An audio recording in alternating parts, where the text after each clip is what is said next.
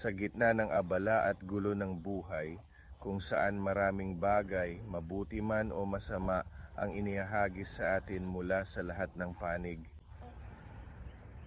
Napakahalaga na huminto at magpahinga ng sapat upang muling makabawi ng lakas. Sa pagdilo sa may abal, pag-relax at tamasahin ang kagandahan ng kalikasan. Kung nais mong tunay na ma-maximize ang iyong potensyal at mamuhay ng balanseng masaya at makabuluhang buhay, mahalaga ang magpahinga. Hindi kailangang malaki, ngunit dapat at maaring maging pare-pareho at paulit-ulit at iyon ang ginagawa ko at mahal ko ang lugar na ito.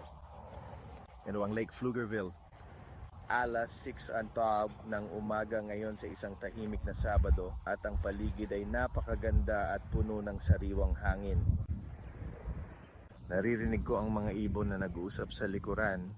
Sana ay marinig mo rin ito at nais ko lang sanang maglaan ng ilang mahahalagang minuto upang bigyang diin ang tunay na kahalagahan ng pagiging nasa kalikasan upang tayo ay makapag-isip at magmuni-muni at maging mapagpasalamat sa mga magagandang alaala at karanasan mula sa katatapos na Memorial Day Long Holiday Weekend. Lubos akong nagpapasalamat para sa mga kalidad na relation na mayroon ako sa mga pangunahing kaibigan at mga mahal sa buhay na talagang gusto kong makasama sa mga espesyal na pagkakataon at higit sa lahat sa kanilang suporta. Nagpapasalamat ako sa Diyos para sa lahat ng kanyang mga biyaya kaya tamasahin ang holiday weekend, subukan kung disconnect kung maaari, i-recharge ang baterya, ihasa ang soul na patuloy na umusad. Salamat.